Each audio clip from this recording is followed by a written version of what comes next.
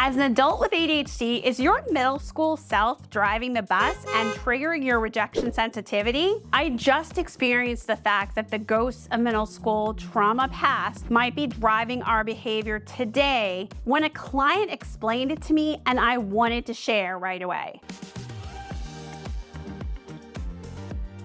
Hi friends, I'm Caroline Maguire and I am here to talk about all things friendship and ADHD. Please like this video, subscribe to my channel, and click everything. For many of us with ADHD, middle school or high school or even elementary school was a time of social struggle, bullying, criticism from peers, and often that past is still affecting how we view ourselves. See if you have made these statements. I'm not cool enough, or I'm not someone people want to invite, I'm lucky to be invited.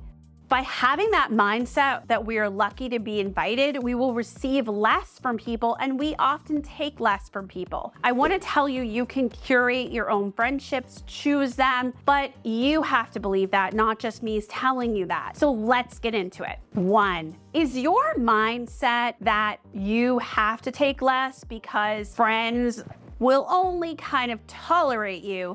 There's nothing that great about being around you. Check your self-talk. Listen to the perspective from which you're speaking to yourself. Does your inner critic sound like that voice in your head booming at you? Do you say things like, I'm terrible at small talk? If so, try rewording that thought to be kinder, such as, I feel self-conscious when I make small talk. Ask yourself, would you speak to someone else that way? Our brain tends to pay attention to negative messaging. By flipping the script and speaking to yourself positively, you can start to shift your self-talk and that inner voice and allow some silence for that inner middle school self. 2, notice the stories you tell yourself. Sometimes self-talk can settle into a pattern where it tells you a story about your life that is limiting and even untrue, such as, I'm awkward at parties, I'm not doing enough, I'm too much, people don't like me, they tolerate me. Change your self-talk by asking yourself, what evidence is there for this story? I know we can make up entire novels in our minds, but what facts support that story? Is there evidence to support it? Because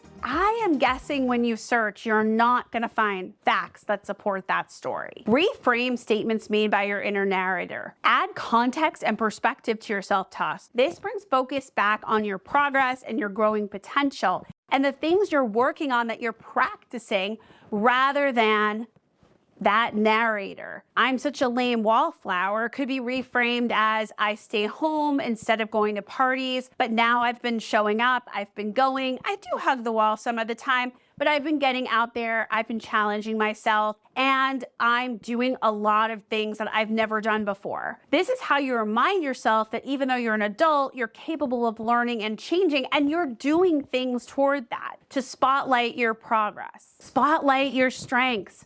Our minds tend to magnify what it pays attention to. In your self-talk, if you're spotlighting the good stuff, it will really help. Here's a hint. Neurodivergent people tend to keep our greatest strengths next to our perceived weaknesses. So it doesn't take much to shift and change our perspective entirely. Instead of telling yourself you talk too much, spotlight the strength. I'm friendly and engaging. Thank you to everyone who stayed on till the end. I really feel like sometimes that little girl from middle school is the voice in my head and she is the one driving things. And I think this happens to a lot of people and a lot of my clients. Please let me know in the comments what you need and how these tips worked for you. We can go deeper into this subject because I think it really affects us a lot. Bye, friends.